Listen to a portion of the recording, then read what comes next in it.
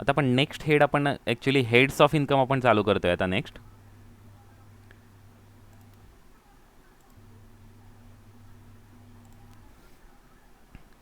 तुम्हाला ऑलरेडी माहिती आहे there are 5 heads of income. Okay, 5 heads of income आहेत आणि त्या 5ही हेड्सचं आपल्याला पहिल्यांदा कॉम्प्युटेशन आपल्याला करावं लागतं आणि त्यानंतर मग आपल्याला gross total income find out होतं. त्याच्यामधून आपण ATD अंडर डिडक्शन्स आपण मेन्शन करतो, मायनस करतो आणि नंतर मग आपण फाइंड आउट करतो नेट टॅक्सेबल इन्कम आपण फाइंड आउट करतो. ओके, तर 5 हेड्स ऑफ इन्कम कोणते कोणते 5 हेड्स ऑफ इन्कम आहेत? फर्स्ट आहे सॅलरी.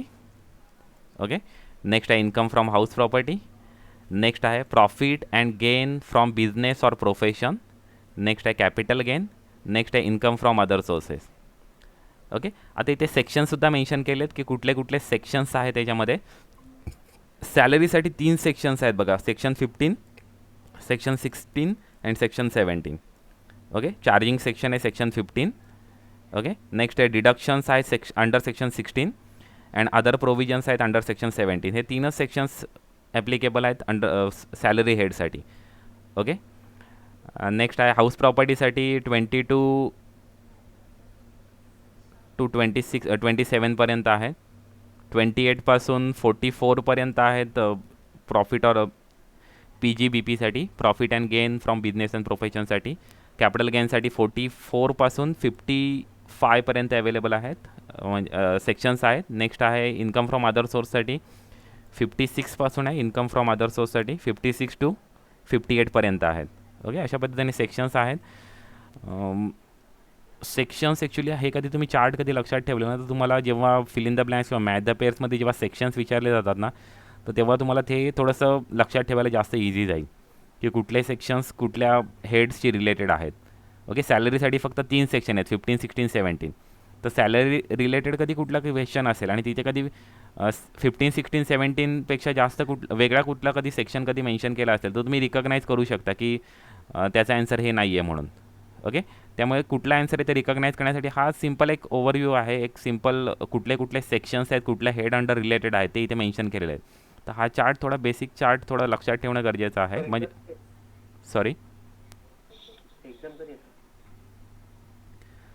आपली जी इंटरनल एक्झाम आहे ती मे बी ह्या मंथच्या एंडिंगला असेल आणि मेन एक्झाम जानेवारीच्या फर्स्ट वीकमध्ये होण्याचे चान्सेस आहेत. युनिव्हर्सिटीकडून कुठलंही नोटिफिकेशन आलेलं नाही आहे. ओके, युनिव्हर्सिटीकडून अजून कुठलंही नोटिफिकेशन आलेलं नाही आहे, पण मोस्टली एक्झाम्स आहेत ती जानेवारीच्या फर्स्ट वीकमध्ये होतील.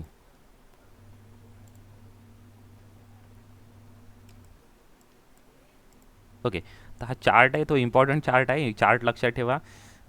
चार्टमध्ये फक्त सेक्शन लक्षात ठेवा 15 to 17 salary, 22 to 27 house property, next 28 to 44 profit or gain. Okay, next म्हणजे PGBP.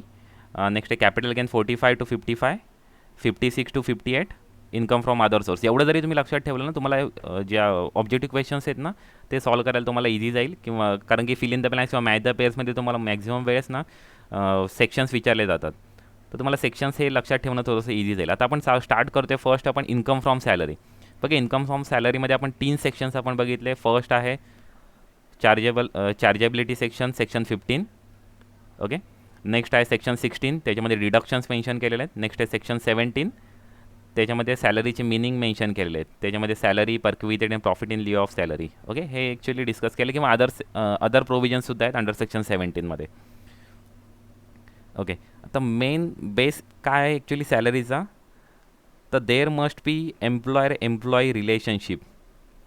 ओके, मास्टर सर्वंट म्हणजेच एम्प्लॉयर रिलेशनशिप असणं गरजेचं आहे. कधी एम्प्लॉई रिलेशनशिप असेल तरच आपण सॅलरी हेड अंडर ते आपण इन्कम आपण कन्सिडर करणार आहोत. अदरवाईज आपण ते इन्कम आपण ते प्रॉफिट और गेनमध्ये मेन्शन होईल. ओके, बिझनेस और प्रोफेशनमध्ये जाईल किंवा ते अदर सोर्समध्ये जाऊ शकतं. ओके, त्यामुळे एक गोष्ट लक्षात ठेवा की एम्प्लॉई रिलेशनशिप कशी आहे ते आपल्याला समजणं ॲक्च्युली गरजेचं आहे. बघा, payment must have been made by the employer in such capacity. In the such capacity म्हणजे काय, एम्प्लॉई रिलेशनशिपमधल्या कॅपॅसिटीमध्ये ते इन्कम जे आहे ते रिसीव्ह झाला पाहिजे, म्हणजे एम्प्लॉयरनी ते पे केलं पाहिजे. ओके, म्हणजे डायरेक्टरला जी डायरेक्टर सिटिंग फी मिळते ती एम्प्लॉईच्या रिलेशनशिपमध्ये मिळत नाही, त्यामुळे ती डायरेक्टर सिटिंग फी आपली अदर सोर्समध्ये टॅक्सेबल होते. पण कधी डायरेक्टर त्या कंपनीचं कधी एम्प्लॉई असेल आणि त्याला कधी सॅलरी मिळत असेल तर ती सॅलरी हेड अंडर टॅक्सेबल होते. पण त्यातली स्पेसिफिकली डायरेक्ट सिटिंग फी आहे ना, ती स्पेसिफिकली अदर सोर्समध्ये ट्रान्सफर केली जाते किंवा अदर सोर्समध्ये ती टॅक्सेबल होते. कारण की तिथे ॲक्च्युली एम्प्लॉयर रिलेशनशिप किंवा त्या एम्प्लॉयरच्या कॅपॅसिटीमध्ये ते पेमेंट होत नाही, त्यामुळे ते अदर सोर्समध्ये टॅक्सेबल केली जाते. ओके, तर देन मग आपण आता डिस्कस करूया का what is the employer relationship, कारण तेच फाइंड आउट करणं किंवा तेच समजून घेणं जास्त इम्पॉर्टंट आहे. तर इथे काय ॲक्च्युली एम्प्लॉयर रिलेशनशिप असणं ॲक्च्युली खूप इम्पॉर्टंट आहे. ओके, तर इथे काय actually employer is always bound to work as per the directions and supervision of the employer. म्हणजे एम्प्लॉयर जे सांगतो ते करणं गरजेचं आहे एम्प्लॉईने, अशा पद्धतीचे जिचे क्रायटेरिया असणं गरजेचं आहे. कधी तो स्वतःच्या मनानुसार कधी काम करत असेल तर तिथे एम्प्लॉयर रिलेशनशिप नसतं. म्हणजे ऑडिटर अपॉइंट केलेला आहे, ऑडिटर त्या कंपनीचं ऑडिट करते, तर ऑडिटरला त्या एम्प्लॉयरचं काय म्हणणं आहे ते ऐकणं गरजेचं नाही आहे. त्यामुळे ऑडिटर जे काम करतोय ते एम्प्लॉयर रिलेशनशिपमध्ये येत नाही. ओके, पण कधी तिथला जो अदर एम्प्लॉई असेल त्या ऑडिटरच्या याच्या म्हणजे याच्यासाठी कधी काम त्याच्याबरोबर कधी काम करतोय, तर तो काय ऑडिटर म्हणून काम करत नाही आहे, तर ते एम्प्लॉयर रिलेशनशिप तिथे मेन्शन होईल, म्हणजे क्रिएट होऊ शकेल. नेक्स्ट आहे पेमेंट इन एम्प्लॉयर्स कॅपॅसिटी, जे आत्ताच आपण डिस्कस केलं तेच. ओके, नेक्स्ट आहे contract of service versus contract for service. आता ही कधी एम्प्लॉई रिलेशनशिप होण्यासाठी कॉन्ट्रॅक्ट ऑफ सर्व्हिस असणं गरजेचं आहे. कॉन्ट्रॅक्ट फॉर सर्व्हिस म्हणजे एखादा कॉन्ट्रॅक्ट आपण दुसऱ्या पर्सनला देतो ना, तर ते कॉन्ट्रॅक्ट घेतल्यासारखं होतं. म्हणजे तिथे तो कॉन्ट्रॅक्टर आणि कॉन्ट्रॅक्टी रिलेशनशिप जनरेट होते जेव्हा कॉन्ट्रॅक्ट फॉर सर्व्हिस असेल तेव्हा. ओके, आपल्याला एम्प्लॉयर रिलेशनशिप होण्यासाठी कॉन्ट्रॅक्ट ऑफ सर्व्हिस असणं गरजेचं आहे. The employer can direct and control the duties and manner of the performance of the employee, hence the employer relationship exist. जेव्हा कॉन्ट्रॅक्ट ऑफ सर्व्हिस असतं ना, तेव्हा त्याच्यामध्ये एम्प्लॉयर रिलेशनशिप येऊ शकतं. पण कॉन्ट्रॅक्ट फॉर सर्व्हिस असतं तेव्हा तिथे एम्प्लॉयर रिलेशनशिप क्रिएट होत नाही. ओके, त्यामुळे गोष्ट लक्षात ठेवा, कॉन्ट्रॅक्ट ऑफ सर्व्हिस असणं गरजेचं आहे, कॉन्ट्रॅक्ट फॉर सर्व्हिस नको आहे, ऑफ सर्व्हिस असणं गरजेचं आहे. ओके, नेक्स्ट आहे agent and principal. Okay, agent and principal कधी रिलेशनशिप असेल तर ते एम्प्लॉईच्या अंडर मोडत नाही, तिथे नॉट टॅक्सेबल होणार आहे. म्हणजे सॅलरी हेड अंडर येणार नाही, नॉट टॅक्सेबल नाही, सॅलरी हेड अंडर ते इन्कम कन्सिडर केलं जाणार नाही आहे. Next salary received by the partner, ते सुद्धा सॅलरी हेड अंडर टॅक्सेबल होत नाही आहे. Next salary received by the proprietor from his proprietorship. आता स्वतःच प्रोप्रायटर आहे आणि स्वतःच्याच प्रोप्रायटरशिपचं इन्कम मिळते, ते स्वतःलाच मिळाल्यासारखं ते इन्कम आहे, त्यामुळे ते नॉट टॅक्सेबल, ते ॲक्च्युली इन्कम म्हणूनच कन्सिडर होत नाही. Okay, next remuneration to directors. आता रेम्युनरेशन टू डिरेक्टर्स आहे ना, ते कधी एम्प्लॉयर रिलेशनशिप कधी तिथे जनरेट होत असेल, क्रिएट होत असेल, तर आपल्याला तिथे ते इन्कम आपल्याला सॅलरी हेड अंडर येईल.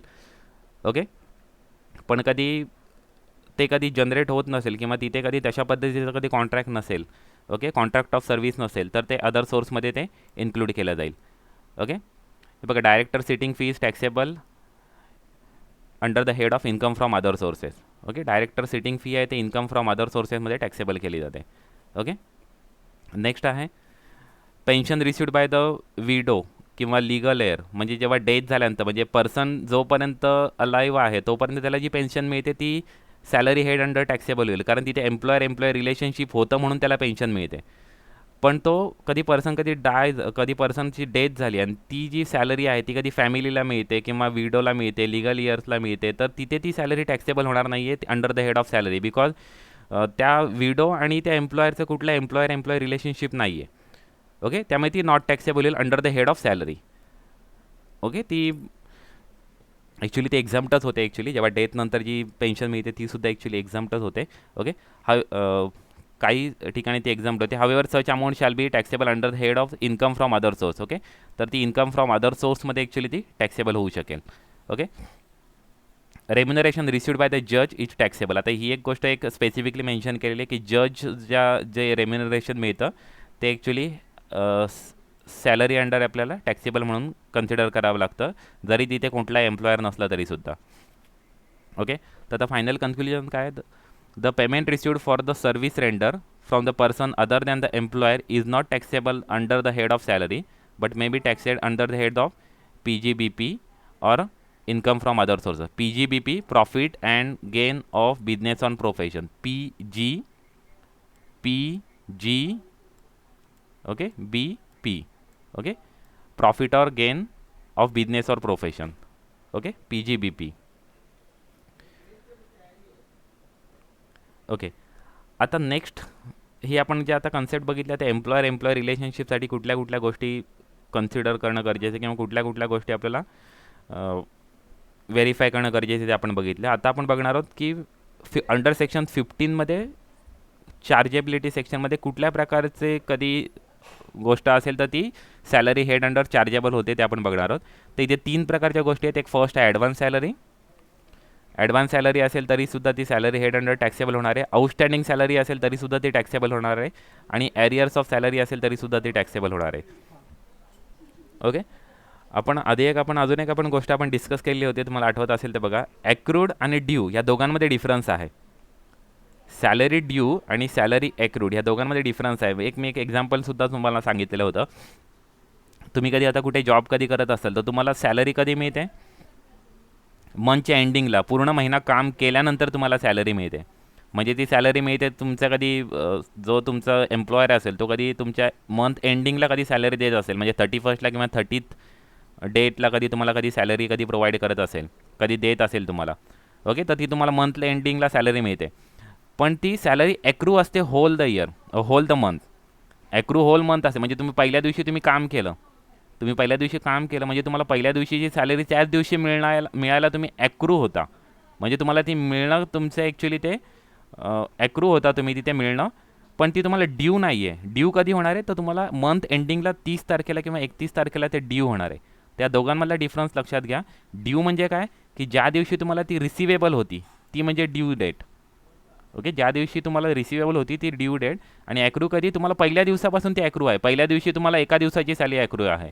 दुसऱ्या दिवशी तुम्हाला 2 दिवसाची, तिसऱ्या दिवशी तुम्हाला 3 दिवसाची, चौथ्या दिवशी तुम्हाला 4 दिवसाची सॅलरी ॲक्रू आहे.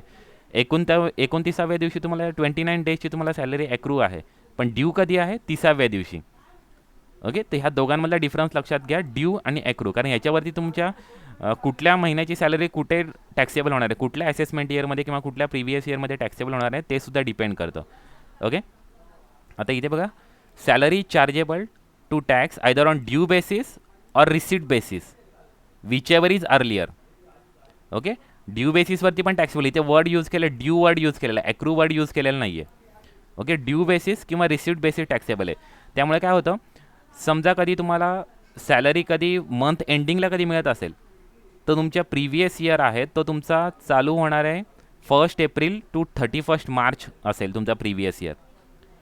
ओके. 1 एप्रिल टू 31 मार्च तुमचा प्रिव्हियस इयर असेल. कधी तुमची मंथ एंडिंगला कधी तुम्हाला सॅलरी कधी रिसीव्ह होत असेल तर.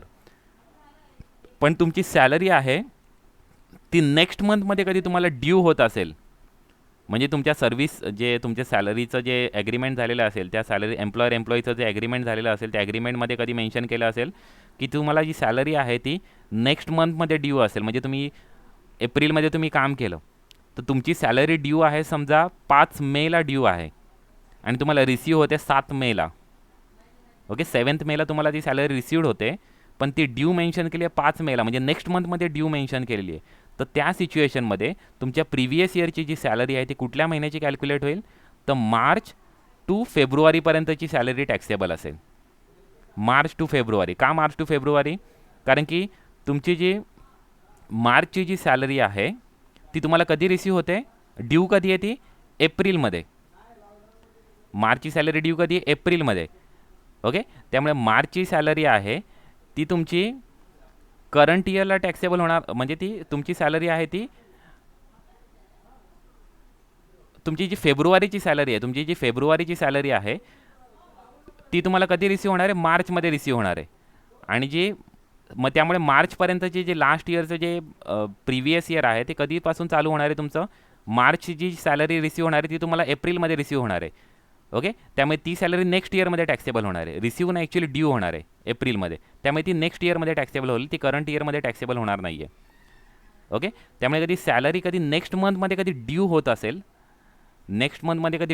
असेल तर तुमचं जे प्रिव्हियस इयर आहे for the purpose of salary calculation, ते प्रिव्हियस इयर चेंज होत नाही ॲक्च्युली, पण तुमच्या सॅलरीची कुठल्या मंथची सॅलरी त्याच्यामध्ये इन्क्लूड केली जाईल? तर March two February salary include केली जाईल. ओके. March two April. एक मिनिट.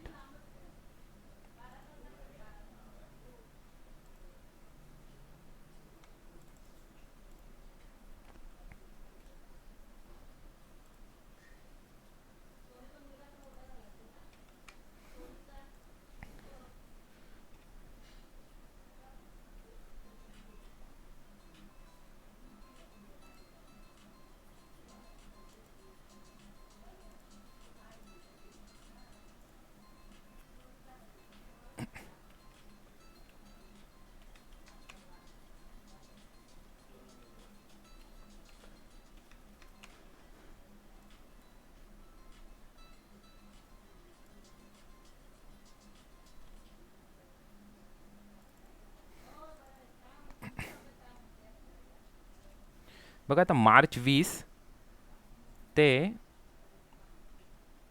एप्रिल 20 ते मार्च 21 हा ॲक्च्युली तुमचा पिरियड आहे. कधी तुमच्या मंथ एंडिंगला कधी तुम्हाला सॅलरी रिसिव्ड होत असेल तर तुमची एप्रिलची सॅलरी म्हणजे ड्यू होत असेल तर एप्रिलची सॅलरी तुम्हाला एप्रिलमध्येच टॅक्सेबल असेल. ओके, कारण की त्याच मंथमध्ये ते ड्यू आहे आणि ते रिसिव्डसुद्धा त्याच मंथमध्ये होते की तेव्हा ती नेक्स्ट मंथमध्ये रिसिव्ड झाली तरीसुद्धा चालेल, कारण की due or received which ever is earlier is taxable point आहे ॲक्च्युली. तर तुमची ड्यू ज्या मंथमध्ये आहे ती इम्पॉर्टंट आहे आणि रिसिव्ड कधी झाले ते ॲक्च्युली तेव्हा दोघांपैकी जे आधी होणार आहे ते टॅक्सेबल होणार आहे. ओके, तर एप्रिल टू मार्च हे तुमचं कधी लास्ट मंथमध्ये कधी टॅक्सेबल असेल तर तुमचं हे एवढे मंथ येतील. ओके, कधी लास्ट मंथमध्ये कधी टॅक्सेबल असेल तर लास्ट मंथ नाही, मंथ एंडला.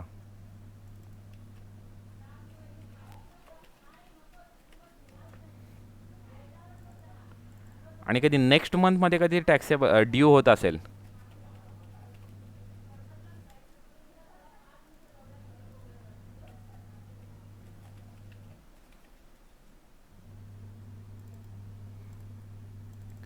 तर तुमची जी सॅलरी आहे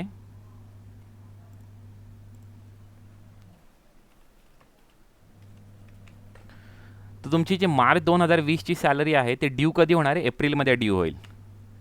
तुमची मार्च 2020ची जी सॅलरी आहे ती एप्रिलमध्ये ड्यू होईल, कारण की मार्चची सॅलरी आहे तुम्हाला एप्रिलमध्ये ड्यू होणार आहे आणि तुम्हाला रिसिव्हसुद्धा एप्रिलमध्ये होणार आहे. त्यामुळे मार्चची सॅलरी तुमची एप्रिलमध्ये ड्यू होईल. त्यामुळे या सिच्युएशनमध्ये जेव्हा सिच्युएशन असेल तेव्हा तुमची जी सॅलरी आहे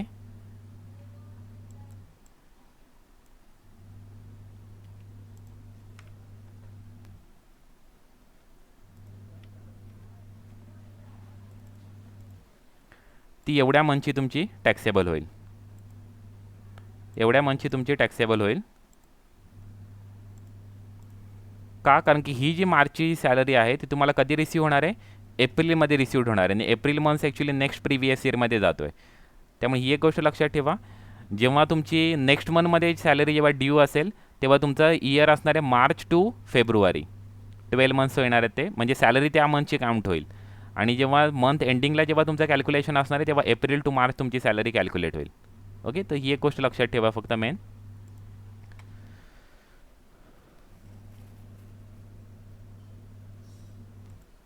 तुम्हाला कधी ॲडव्हान्स सॅलरी रिसिव्ड झाली ना तर ती सुद्धा टॅक्सेबल होते आपल्या करंट इयरमध्येच, कारण की रिसिट बेसिसमध्ये ती टॅक्सेबल होईल. मग ती परत ती ड्यू बेसिसने टॅक्सेबल होणार नाही आहे.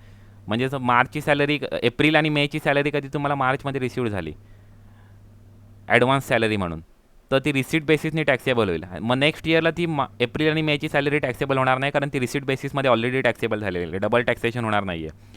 दुसरी एक गोष्ट लक्षात घ्या, ॲडव्हान्स सॅलरी आणि ॲडव्हान्स अगेन्स्ट सॅलरी ह्या दोन्ही वेगवेगळ्या गोष्टी आहेत.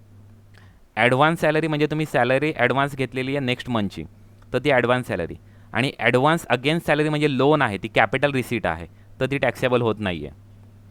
ॲडव्हान्स सॅलरी आणि ॲडव्हान्स अगेन्स्ट सॅलरी या दोन वेगवेगळ्या गोष्टी आहेत, लक्षात घ्या. ॲडव्हान्स सॅलरी टॅक्सेबल आहे under the head of salary, आणि ॲडव्हान्स अगेन्स्ट सॅलरी हे लोन आहे, ही कॅपिटल रिसीट आहे, ते काही इन्कम नाही आहे, ते असं डायरेक्टली टॅक्सेबल होणार नाही आहे. ओके, त्याच्यावरचं जे ते टॅक्सेबल नाही आहे ॲक्च्युली, कारण की ती ॲडव्हान्स अगेन्स्ट सॅलरी हे काही रेव्हेन्यू इन्कम नाही आहे. ओके, नेक्स्ट एक गोष्ट आउटस्टँडिंग सॅलरी. आउटस्टँडिंग कधी सॅलरी असेल तर ते ड्यू बेसिसने टॅक्सेबल होईल, ती पुन्हा रिसीट बेसिसने टॅक्सेबल होणार नाही आहे. म्हणजे मार्चची सॅलरी कधी तुम्हाला रिसीव्ह झाली नाही, ती तुम्हाला एप्रिलमध्ये रिसीव्ह झाली पण ड्यू होती मार्चमध्ये, तर ती पहिल्यांदा ड्यू बेसिसने टॅक्सेबल होईल. ती मार्चची सॅलरी तुम्हाला एप्रिलमध्ये जी रिसीव्ह होईल ती एप्रिलमध्ये पुन्हा टॅक्सेबल होणार नाही आहे. मार्चची सॅलरी नेक्स्ट इयरला ती पुन्हा टॅक्सेबल होणार नाही आहे. ओके, बघा रिसीट बेसिसवरती ती पुन्हा टॅक्सेबल होणार नाही. आणि ॲरियर्स ऑफ सॅलरी. ॲरियर्स ऑफ सॅलरीवरती एक इम्पॉर्टंट गोष्ट, ॲरियर्स ऑफ सॅलरी म्हणजे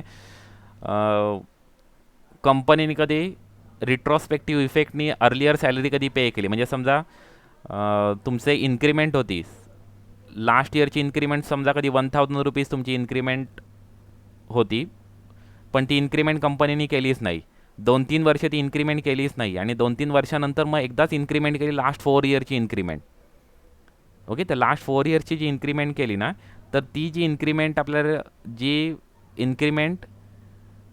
जी आपण करणार आहोत तर ती ज्या इयरला रिसिव्ड होणार आहे त्या रिसिव्ड होणाऱ्या इयरला ती टॅक्सेबल आहे रिसिट बेसिसनी. ओके, म्हणजे काही वेळेस कोर्टामध्ये केस चालू असतात एम्प्लॉई आणि एम्प्लॉयरमध्ये, आणि ते जेव्हा जी ॲरियर्स ऑफ सॅलरी रिसिव्ड होते, म्हणजे पूर्वीची जी सॅलरीसाठी काहीतरी केसेस चालू असतात आणि ती ॲरियर्स ऑफ सॅलरी एकदाच रिसिव्ड होते, तर ती रिसिव्ड होणार आहे त्यावर्षी ती टॅक्सेबल होईल. ओके, तर ती ड्यू बेसिस म्हणजे टॅक्सेबल होणार नाही आहे ती किंवा त्या रिस्पेक्टेटिव्ह इयरमध्ये ती टॅक्सेबल होणार नाही, रिस्पेक्टिव्ह इयरमध्ये टॅक्सेबल होणार नाही आहे, तर ती रिसिट बेसिसने टॅक्सेबल होणार आहे.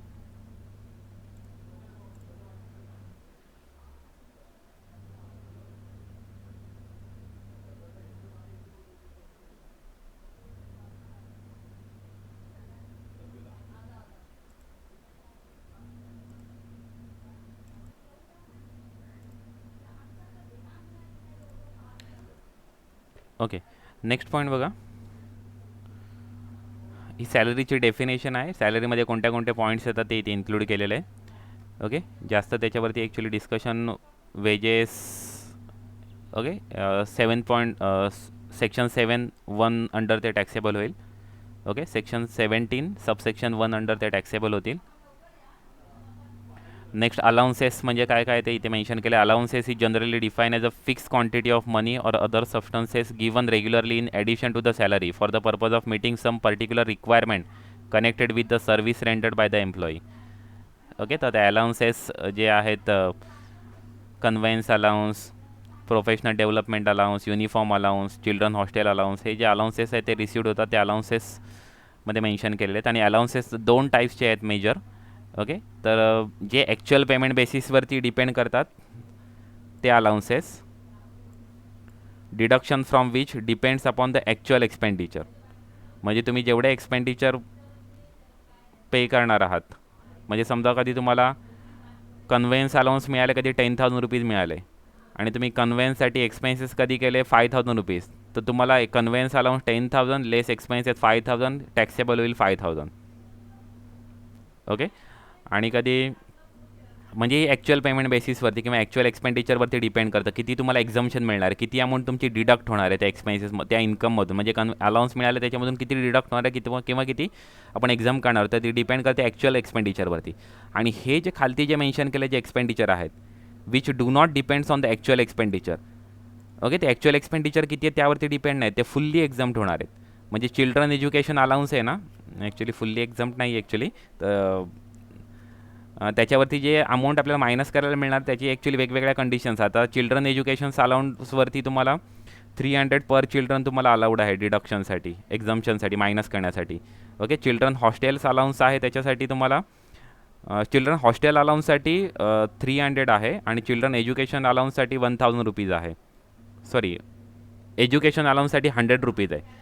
चिल्ड्रन एज्युकेशन अलाउन्ससाठी 100 रुपीज तुमचं एक्झम्पशन असणार आहे, म्हणजे मायनस करता येणार तुम्हाला, एक्झम्पशन होणार आहे. चिल्ड्रन हॉस्टेल अलाउन्ससाठी 300 रुपीज होणार आहे.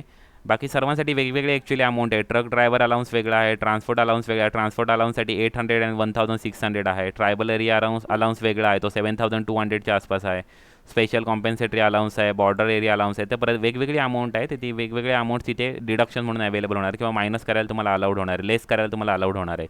ओके, पण हे जे वरचे जे अलाउन्सेस मेन्शन केले आहेत, हे जे अलाउन्स आहेत ते ॲक्च्युअल पेमेंट बेसिसवरती तुमचे डिडक्शन होणार आहेत. ओके, जेवढं तुम्ही पेमेंट करणार आहे तेवढे तुम्हाला मायनस करायला अलाउड होणार आहेत. आणि हे जे नेक्स्ट मेन्शन केलं हे जे अलाउन्सेस आहेत, हे अलाउन्सेस तुम्हाला ॲक्च्युअल पेमेंट बेसिसवरती नाही आहेत, तर तुम्ही जेवढे पेमेंट करणार आहात जेवढे तुम्ही पेमेंट करणार आहात तेवढे तुम्हाला ते लेस करायला अलाउड होणार आहेत. Next perquisite. आता परक्विजिट अंडर सेक्शन 17(2) डेफिनेशन दिलेली आहे परक्विजिटची. The term perquisite in inclusive manner. Okay, ती इन्क्लुझिव्ह मॅनर आहे म्हणजे इन्क्लुझिव्ह डेफिनेशन आहे. The dictionary meaning of the term perquisite is any casual involvement, fees or profit attached to the office or position in addition to the salary or wages. It can be seen that perquisite is an additional benefit received by the employee over and above the basic salary or wages, but it is different from the allowances granted. Perquisite may be paid voluntarily by the employer or by the virtue of the service contract. Okay, तर परक्विजिटमध्ये normally ह्या गोष्टी actually include होतात. आपल्याला mostly rent free अकोमोडेशनवरती actually questions विचारले जातात mostly. Okay, motor कारसुद्धा आहे जी यूज करायला दिली जाते एम्प्लॉईला, तर तीसुद्धा परक्विजिट अंडर इन्क्लूड होते. पण मोटार कार्सवरती प्रश्न आपल्याला खूप कमी वेळा विचारलेले आहेत ॲक्च्युली. ओके, पण त्याचंसुद्धा आपण कॅल्क्युलेशन आपण बघणार आहोत, कारण परक्विजिटचं वेगळं ॲक्च्युली कॅल्क्युलेशन आहे की रेंट फ्री अकोमोडेशन कसं कॅल्क्युलेट केलं जातं, फर्निश अकोमोडेशन कसं कॅल्क्युलेट केलं जातं, त्याचं आपल्याला कॅल्क्युलेशन पुढे आपल्याला बघायचं आहे. Okay,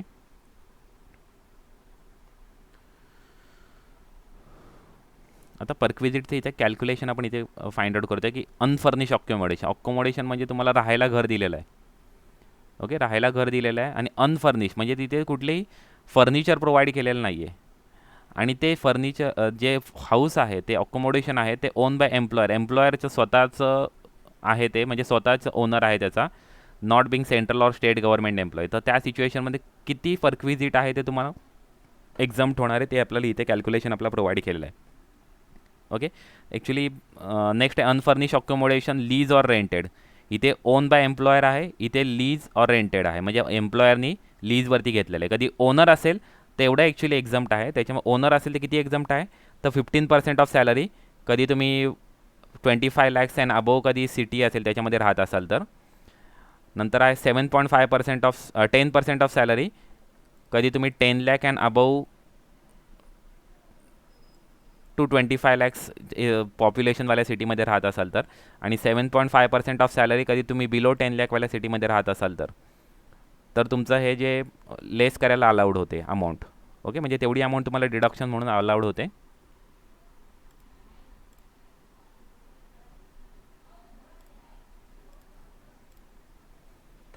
okay, next rented accommodation असेल तर तिथे ॲक्च्युली रेंट किती पेड केलं आहे तेवढं आणि 15% ऑफ सॅलरी, या दोघांमधली जी लोअर अमाऊंट असेल ती अमाऊंट तुमची एक्झाम्प्ट म्हणून अवेलेबल होणार आहे तुम्हाला. म्हणजे किती अनफर्निश म्हणजे तिथे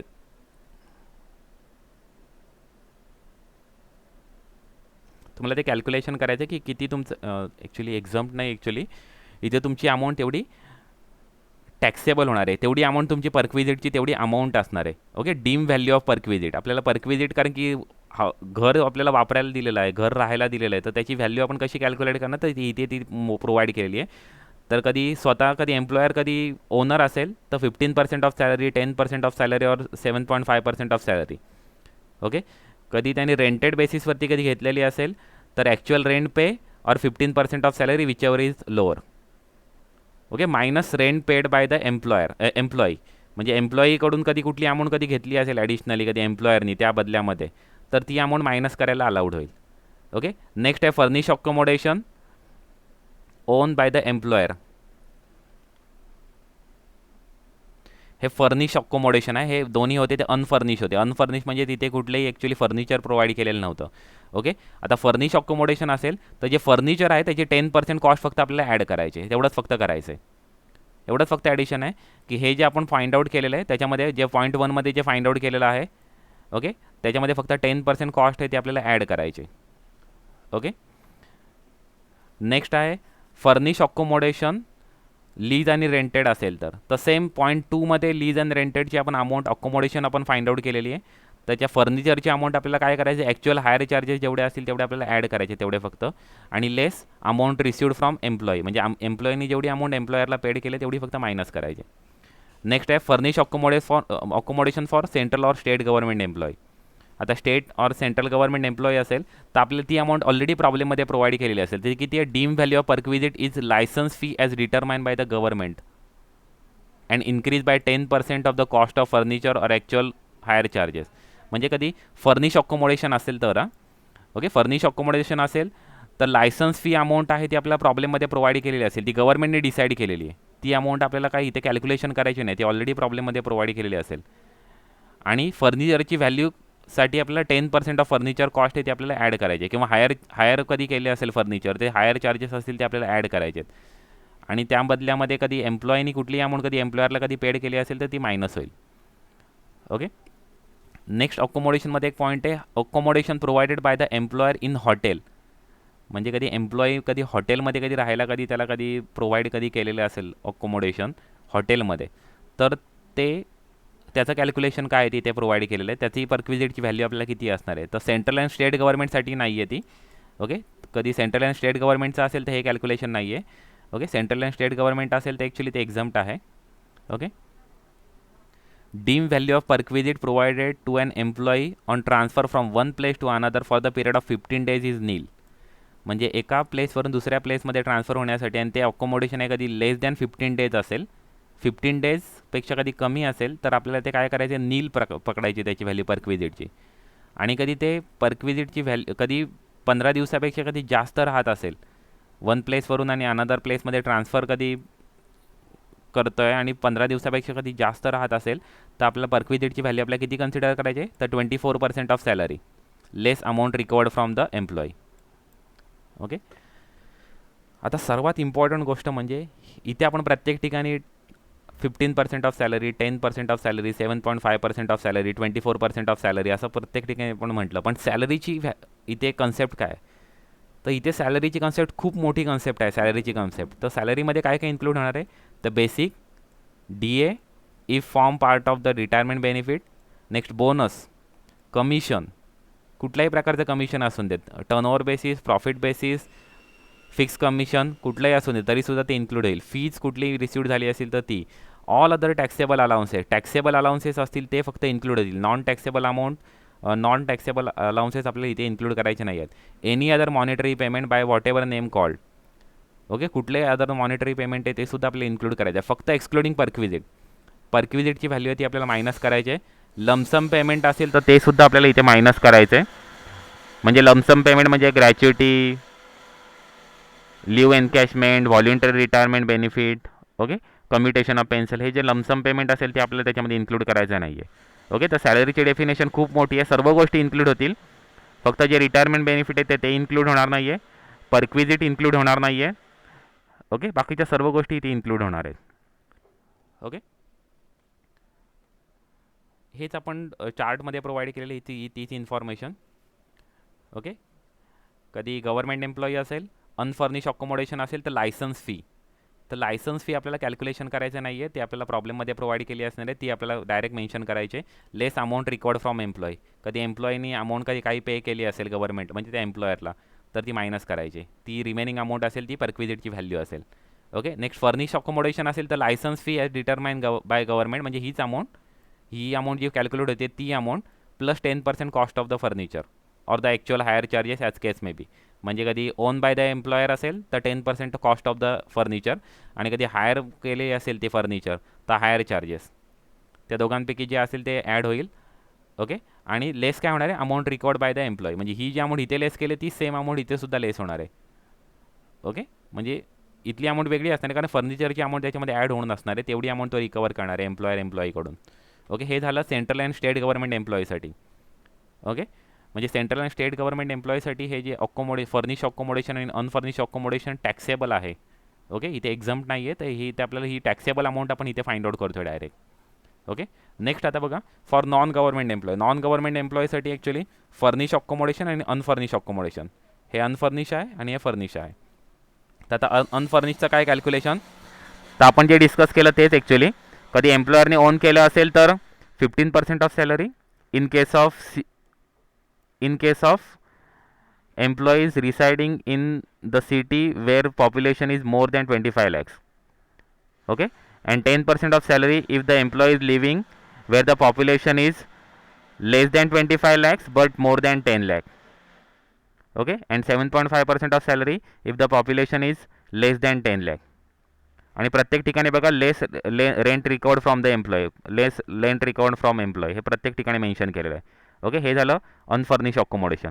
आणि फर्निश कॅल्क्युलेट करण्यासाठी फक्त एकच गोष्ट लक्षात ठेवा, फर्निश अकोमोडेशनमध्ये फक्त 10% कॉस्ट ऑफ फर्निचर ॲड होणार आहे, बाकी काही चेंजेस होणार नाही आहे. बाकी तुम्ही इथे जसं कॅल्क्युलेशन केलं तेच कॅल्क्युलेशन इथे असणार आहे. ओके. हे ओन बाय एम्प्लॉयर झालं. ओके. आता नेक्स्ट बघा, रेंटेड असेल तर काय, तिथे एक सिच्युएशन आहे, विचेवर इज लोअर आपल्याला इथे टॅक्सेबल घ्यायचं आहे. विचेवर इज लोअर म्हणजे काय, 15% of salary less amount record from employee. इथे सॅलरीची मिनिंग तुम्हाला माहिती आहे, सांगितलेली आत्ताच आपण की बेसिक सर्व ॲक्च्युअल मॅक्झिमम गोष्टी इन्क्लूड होत आहेत. ओके. फक्त परक्विजिट व्हॅल्यू इन्क्लूड होत नाहीत, रिटायरमेंट बेनिफिट इन्क्लूड होणार नाही आहे. ओके. आणि नॉन मॉनिटरी जे बेनिफिट्स आहेत ते इन्क्लूड होणार नाहीत, बाकीच्या सर्व गोष्टी इथे इन्क्लूड होणार आहेत. ओके. आणि टॅक्सेबल अलाउन्सेस फक्त इन्क्लूड होणार आहेत, नॉन टॅक्सेबल अलाउन्सेस इथे इन्क्लूड होणार नाही आहे. ओके. नेक्स्ट कधी लीज असेल तर इथे दोघांपैकी लोअर अमाऊंट आपल्याला कन्सिडर करायचं. दोन अमाऊंट कुठली, तर लीज चार्जेस म्हणजे जे लीज अमाऊंट आहे, ॲक्च्युअल लीज अमाऊंट आहे, लेस अमाऊंट रिकवर्ड बाय एम्प्लॉई, ही अमाऊंट जी कॅल्क्युलेट होईल ती अमाऊंट, किंवा 15% of salary less amount record from employee. या दोघांमधली जी मिनिमम अमाऊंट असेल, ह्या दोन अमाऊंटपैकी ही अमाऊंट आणि ही अमाऊंट, या दोघांपैकी जी मिनिमम अमाऊंट असेल ती अमाऊंट आपल्याला परक्विजिट म्हणून कन्सिडर करायची. ओके. आणि ती फर्निश असेल, कधी लीजवरती घेतलेलं आहे आणि ते फर्निश आहे, तर काय आपलं हेच ही अमाऊंट जी कॅल्क्युलेट केली ती amount. Okay. Add actual hire charges of the फर्निचरचे जे हायर चार्जेस आहेत ते त्याच्यामध्ये ॲड होतील. Less any charges paid or payable by the employee असतील ते लेस होतील. ओके. ही झाली परक्विजिटची व्हॅल्यू. हे झालं. आता हॉटेलचं फक्त राहिलेलं आहे. हॉटेलसाठी काय, कधी 15 डेजसाठी असेल तर नील परक्विजिटची व्हॅल्यू. मोर दॅन 15 डेज असेल तर 24% of salary less amount recovered, किंवा actual charges paid to the hotel म्हणजे लेस अमाऊंट रिकवर्ड. या दोघांमधली जी लोअर व्हॅल्यू असेल ती लोअर व्हॅल्यू आपली काय असणार आहे, हॉटेलच्या परक्विजिटची व्हॅल्यू असणार आहे.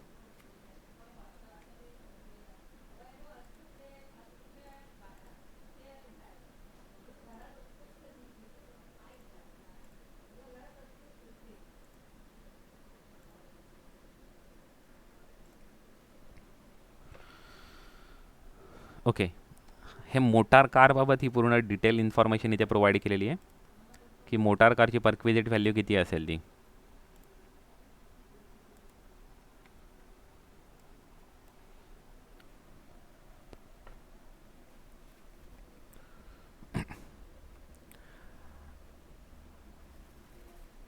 मोटार कारवरती मोस्टली तुम्हाला विचारत नाही, पण तरीसुद्धा मोटार कारवरती हे ॲक्च्युली हे पूर्ण त्याची इन्फॉर्मेशन इथे प्रोव्हाइड केली एका चार्टमध्ये. कधी मोटार कार कधी यूज करायला दिली एम्प्लॉईला एम्प्लॉयरने. ओके. तर ते दोन पार्ट केलेले आहेत बघा. कार इज ओन बाय, कोणी ओन केलेले, कोणाचे मालकीचे आहे ते मेन्शन केलेले नाही. कार इज मेंटेन बाय म्हणजे मेंटेनन्स चार्जेस कोण पे करते. ओके. तर या दोन गोष्टी इथे प्रोव्हाइड केलेल्या आहेत. आणि ते यूज कुठल्या पर्पजसाठी केलं आहे हे तिसरा कॉलम आहे. त्याची टॅक्सेबल व्हॅल्यू आपल्याला इथे प्रोव्हाइड केलेली आहे. आणि चार्जेबल कोण होणार आहे ते इथे प्रोव्हाइड केलेलं आहे. कारण इथे अजून एक गोष्ट आहे, काही गोष्टी नॉट टॅक्सेबल आहेत. ओके. तिथे ॲक्च्युली परक्विजिट व्हॅल्यूज नाही आहे, किंवा काही गोष्टी अशा आहेत का त्या फक्त स्पेसिफाईड एम्प्लॉईलाच टॅक्सेबल आहेत. आता who is the specified employee, तर त्याच्यासाठी पुढे आपल्याला डेफिनेशन दिलेली आहे. Who is the specified employee, if he drawing the salary of ₹50,000 and more, if he is a beneficial owner of actually 20% or more, म्हणजे जो कधी त्याचं 24 वोटिंग राईट्स आहेत त्याचे, ते कधी 20% अँड मोर कधी, तर तो सुद्धा ॲक्च्युली स्पेसिफाईड एम्प्लॉई होतो. ओके. किंवा तो 50,000पेक्षा कधी जास्त सॅलरी पर मंथ कधी विड्रॉ करत असेल तर तो सुद्धा स्पेसिफाईड एम्प्लॉई होतो. ओके. तो स्पेसिफाईड एम्प्लॉईची इथे पुढे डेफिनेशन ॲक्च्युली प्रोव्हाइड केलेली आहे. ही स्पेसिफाईड एम्प्लॉई. तो डायरेक्टर एम्प्लॉई असेल तरीसुद्धा तो स्पेसिफाईड एम्प्लॉई. ह्या तीन गोष्टी, director employee, an employee who has substantial interest in employer's company.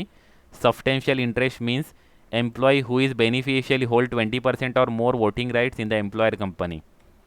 Okay. And third condition आहे employee whose aggregate salary from all employers together exceed 50,000 per month आहे. ते ॲक्च्युली पर ॲनम मेन्शन झालेलं आहे, per month आहे. For contributing sum of ₹50,000 the following are excluded or deducted. Okay. तर ह्या गोष्टी actually minus केल्या जातील ॲक्च्युली, म्हणजे सॅलरी फाइंड आउट करण्यासाठी. ऑल नॉन मॉनिटरी बेनिफिट्स आहेत ते आपल्याला मायनस करावे लागतील म्हणजे टोटल सॅलरीमधून. नॉन टॅक्सेबल मॉनिटरी बेनिफिट असतील ते सुद्धा आपल्याला मायनस करावे लागतील. डिडक्शन असतील ते सुद्धा आपल्याला separate, employer's contribution to provident fund असेल ते सुद्धा आपल्याला actually separate actually find out करावं लागेल. ओके. 50,000 पर मंथ आहे म्हणजे तीन गोष्टी, डायरेक्टर एम्प्लॉई किंवा 20% अँड मोर वोटिंग राईट्स, आणि salary drawing the salary of ₹50,000 and more per month. Okay. तर तो स्पेसिफाईड एम्प्लॉई म्हणून कन्सिडर केला जाईल. आणि काही गोष्टी आहेत इथे बघा तुम्ही, स्पेसिफाईड एम्प्लॉईला टॅक्सेबल आहेत. ओके. स्पेसिफाईड एम्प्लॉईला काही गोष्टी टॅक्सेबल आहेत, ह्या गोष्टी स्पेसिफाईड एम्प्लॉईला टॅक्सेबल आहे. आणि काही गोष्टी ऑल एम्प्लॉईला टॅक्सेबल आहेत, आणि काही गोष्टी नॉट टॅक्सेबल आहेत. आता कुठल्या टॅक्सेबल आहेत आणि कुठल्या नॉट टॅक्सेबल आहेत ते आता आपण बघूया. कधी car own by the employer and maintain by the सुद्धा एम्प्लॉयर आहे, म्हणजे दोन्ही एम्प्लॉयरच करतो. स्वतःचीच कार आहे आणि स्वतःच मेंटेन करतोय. ऑफिस पर्पजसाठी आहे तर नॉट अ पर्क्विजिट, हे टॅक्सेबल नाही आहे, पर्क्विजिटच व्हॅल्यू नाही आहे. तुम्ही सर्व ठिकाणी बघा, कधी ऑफिस पर्पज असेल तर not a perquisite. Okay, office purpose असेल तर नॉट अ पर्क्विजिट, म्हणजे फुल्ली ऑफिस पर्पजसाठी ती जी काही फॅसिलिटी मिळालेली आहे, कार मोटार कार जी मिळालेली आहे ती फुल्ली कधी ऑफिस पर्पजसाठी मिळालेली आहे तर ती पर्क्विजिट व्हॅल्यू नाही आहे, ही एक गोष्ट लक्षात ठेवा.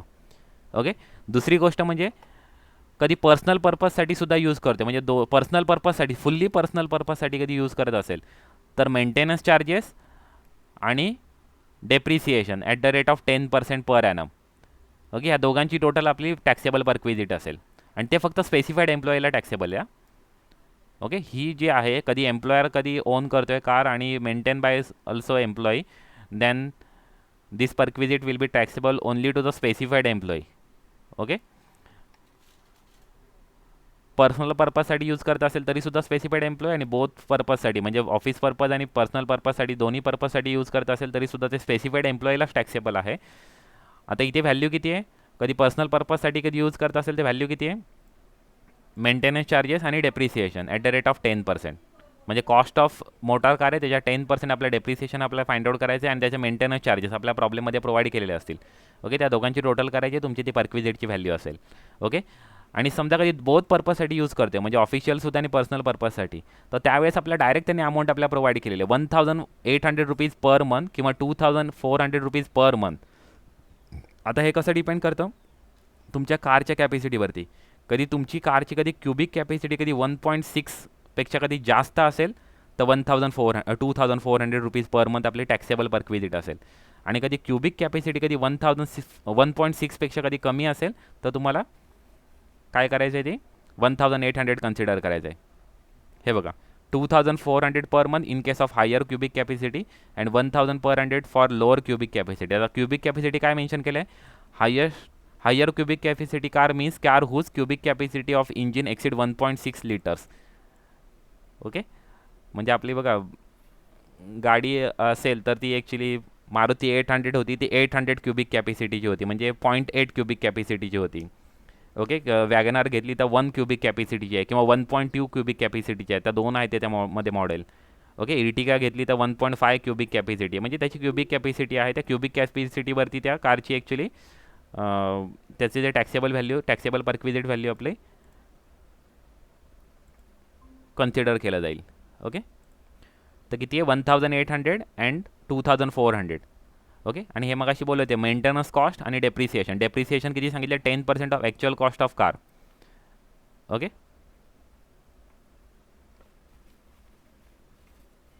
नेक्स्ट बघा, कधी कार एम्प्लॉयरनी ओन केलेली आहे पण जे मेंटेनन्स जी कॉस्ट आहे ती एम्प्लॉई बेअर करतो आहे, तर त्या सिच्युएशनमध्ये ऑफिशियल पर्पजसाठी नॉट अ पर्क्विजिट, पर्सनल पर्पजसाठी असेल तर फक्त डेप्रिसिएशन चार्जेस आपल्याला फक्त 10% आपल्याला कन्सिडर करायचे, कारण maintenance charges already born bye the employee, त्यामुळे ते आपल्याला पर्क्विजिट व्हॅल्यूमध्ये कन्सिडर करायचे नाही आहेत. हे सुद्धा फक्त स्पेसिफाईड एम्प्लॉईलाच टॅक्सेबल आहे. ओके, आणि कधी बोथ पर्पजसाठी कधी यूज होत असेल तर 600 अँड 900 पर मंथ, म्हणजे 600 for cubic capacity less than 1.6, the car having cubic capacity less than 1.6, आणि if the car is having the cubic capacity of more than 1.6 liter, then its perquisite value will be 900 per month. Okay, next समजा कधी car एम्प्लॉईची स्वतःच्या नावाने car आहे आणि maintain by employer आहे, तर त्या सिच्युएशनमध्ये ऑफिशियल पर्पजसाठी असेल तर नॉट अ पर्क्विजिट, पर्सनल पर्पजसाठी असेल तर मेंटेनन्स कॉस्ट, कारण मेंटेनन्स कॉस्ट एम्प्लॉयर बेअर करतोय, त्यामुळे मेंटेनन्स कॉस्ट हे पर्क्विजिट व्हॅल्यूमध्ये येईल. ओके, आणि कधी बोथ पर्पजसाठी यूज केलं असेल तर 1800 अँड 2400.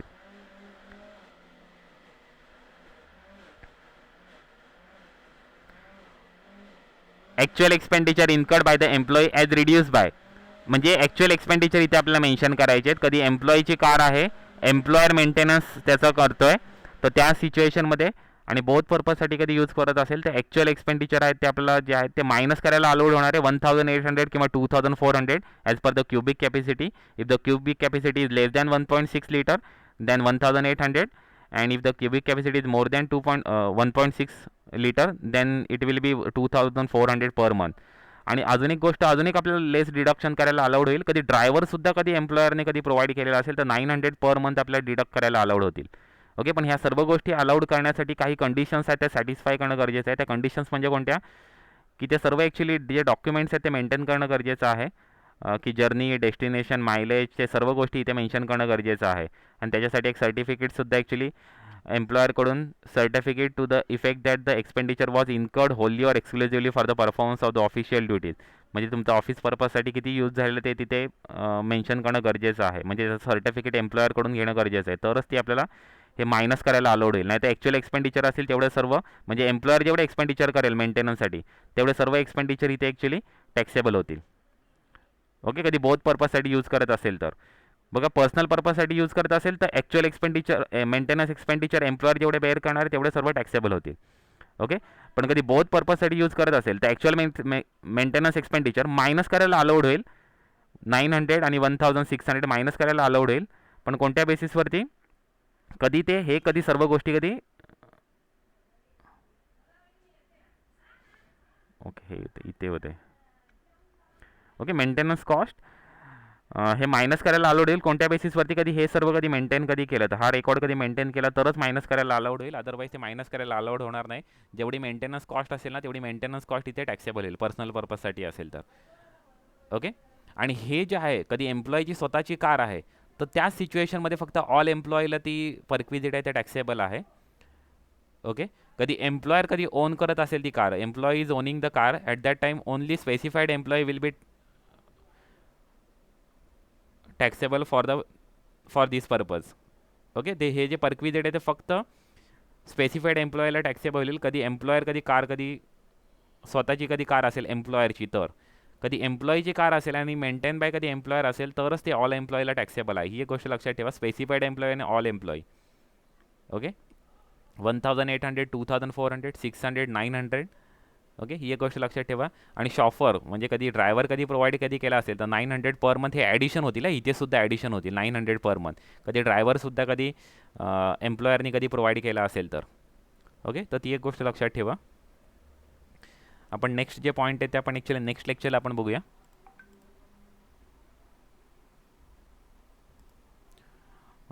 परक्विजिटचे पुढचे आपले पॉईंट आपण नेक्स्ट लेक्चरला